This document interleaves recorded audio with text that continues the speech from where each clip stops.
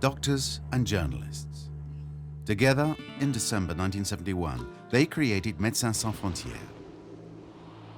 The initiative came from the medical journal Tonus, with the aim of creating a medical strike force capable of responding to an emergency anywhere in the world. With this front page story, the journal proclaimed the birth of an original alliance between the media and humanitarian action. It was also the beginning of what was to become known as the Without Borders movement. Regardless of geopolitical boundaries, the goal was to be able to go wherever needed to provide care and treatment and to speak out against suffering. From the moment it was created, MSF found itself faced with a series of humanitarian crises. From Cambodian refugees in Thailand to famine in Ethiopia, to war in the former Yugoslavia, to genocide in Rwanda. These were crises that shaped and strengthened the association's character. Fierce independence of spirit, decisions taken independent of any financial or media pressure. This independence comprises 4 aspects: impartiality, speaking out, financial independence, and independent medical practices.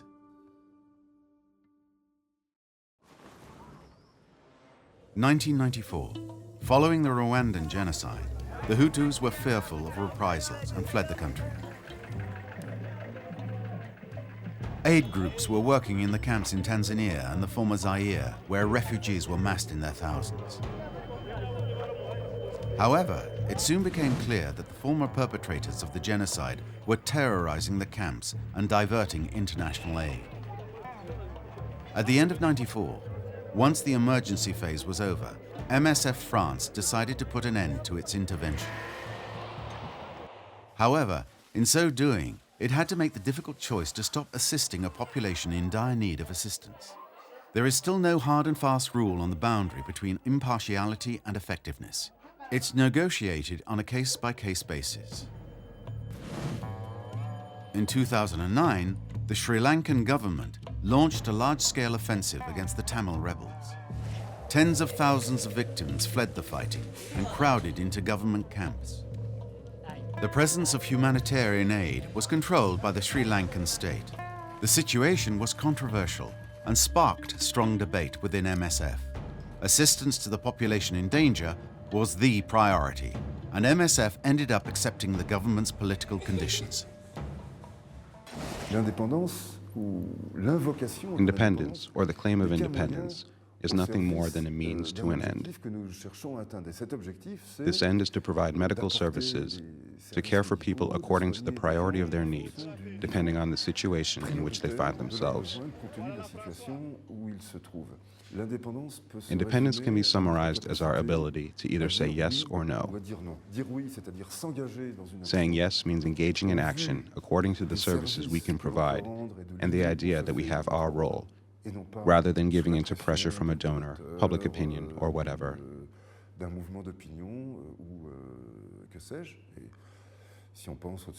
When we think about the tsunami in 2004 or certain natural disasters, it's clear that public opinion can be extremely powerful and distort, or in any case, alter one's judgment. So we can say yes to action, or indeed no. In other words, not to go there or to withdraw. Typical cases were Rwanda or Sri Lanka, where, despite everything, we took a relatively independent decision to carry on. No one forced us to continue, just as no one forced us to leave Rwanda.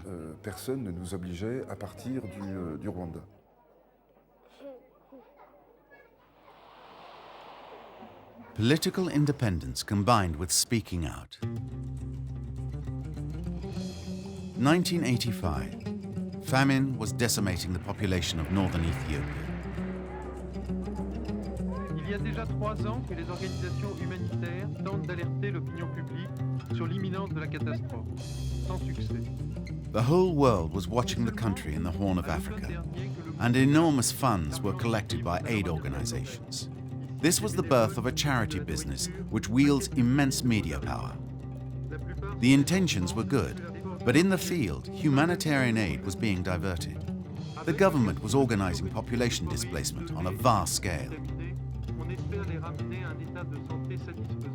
A program referred to as villagization was in reality forced displacement and led to tens of thousands of deaths. For humanitarian organizations, the dilemma was a simple one. Keep quiet, stay and try to control the damage, or denounce and run the risk of being forced to leave the country. MSF was the only one to speak out and was expelled in December 1985. The other organizations publicly, or through their silence, distanced themselves from these accusations. In 1999, MSF once again lived up to its outspoken reputation. The association was to receive the Nobel Peace Prize. The 1999 Nobel Peace Prize is awarded to Médecins Sans Frontières. It chose the ceremony in Oslo as the moment to make a declaration that was anything but conciliatory.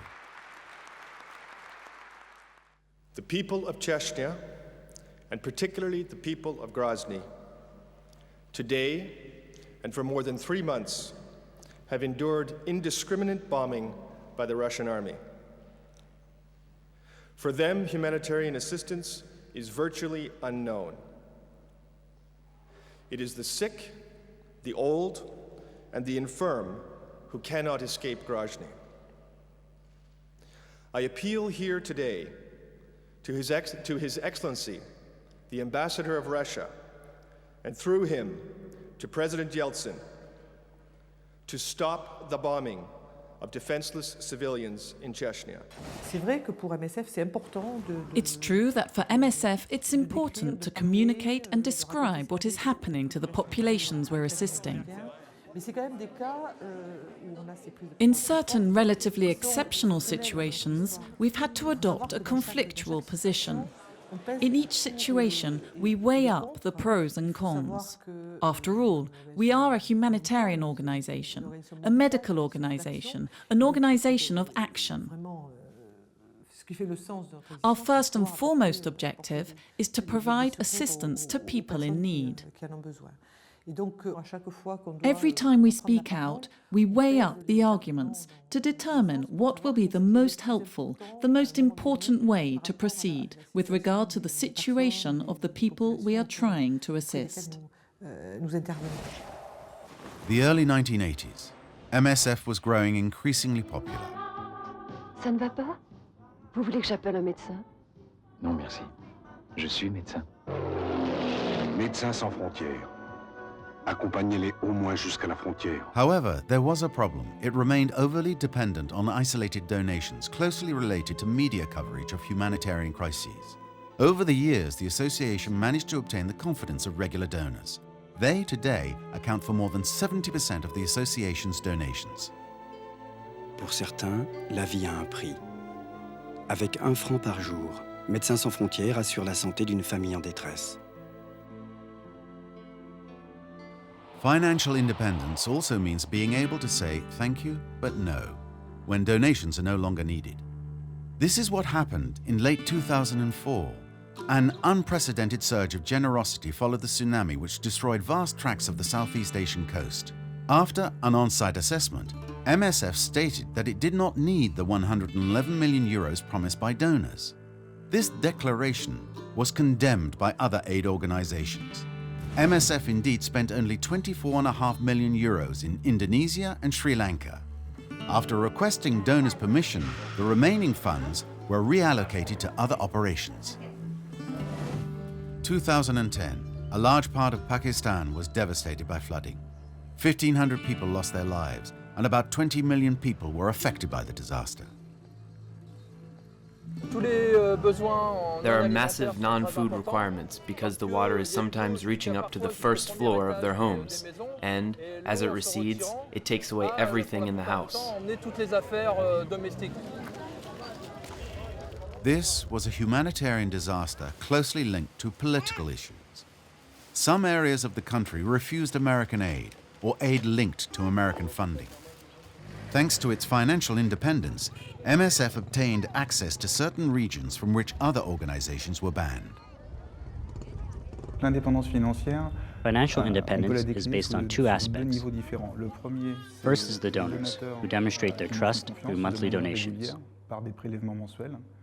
which means that we have a certain amount of funding available, enabling us to deal with emergencies, regardless of the media attention. The second is the small share of our overall financing that comes from government or UN funding sources. Our financial independence enables us to intervene in situations, primarily conflict situations, while demonstrating that we have absolutely no ties to any government whatsoever.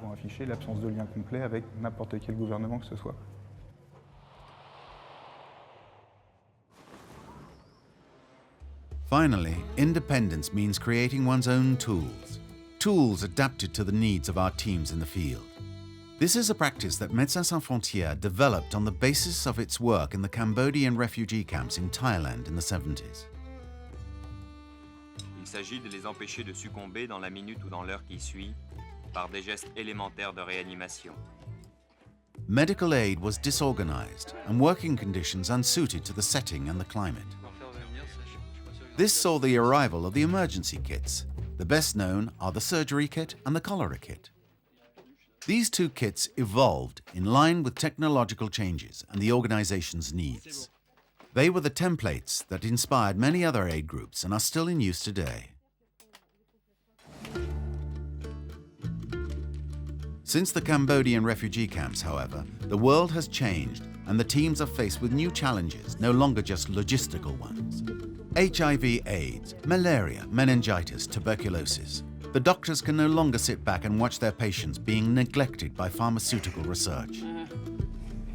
Our patients are dying, not because their diseases are incurable, but because as consumers... In 1999, MSF launched a campaign for access to essential medicines. Its role was political lobbying and mobilization of the media. One of the campaign's objectives was to revitalize research into neglected diseases. MSF thus took part in the creation in 2003 of DNDI, the Drugs for Neglected Diseases Initiative. The campaign for access to essential medicines enabled MSF to create a healthy relationship with the pharmaceutical firms. In other words, to maintain the correct distance. We criticize them, we criticize what doesn't work. We also criticize the rules, we criticize the prices, which are really too high. We criticize the fact that the firms don't carry out enough research, and we want to see them being more flexible with regard to intellectual property rights. So we can't be accused of making concessions in this area. At the same time, we launched the DNDI. At certain phases in the drug development process, the DNDI in practice needs the pharmaceutical firms, because that's their core business, to develop and produce drugs. So there isn't really any contradiction. We simply keep the firms doing what they know best, which is to develop drugs. However, we're very firm on the conditions in which this happens, precisely to maintain this independence. Très ferme sur les conditions dans lesquelles ça se fait, justement pour garder cette indépendance. Thanks to DNDI, ASAC, a new drug combination to treat malaria, came onto the scene in 2008. This was a revolution. Cheaper, easier to use, less risk of resistance, and patent-free. At last, an innovation tailored to the needs of the patients.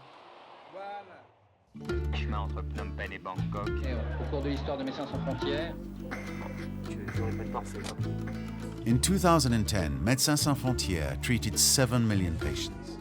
MSF today employs 30,000 people working in 70 countries. Thanks to its nearly 4 million donors, it has a budget of 615 million euros. And tomorrow, the MSF adventure continues.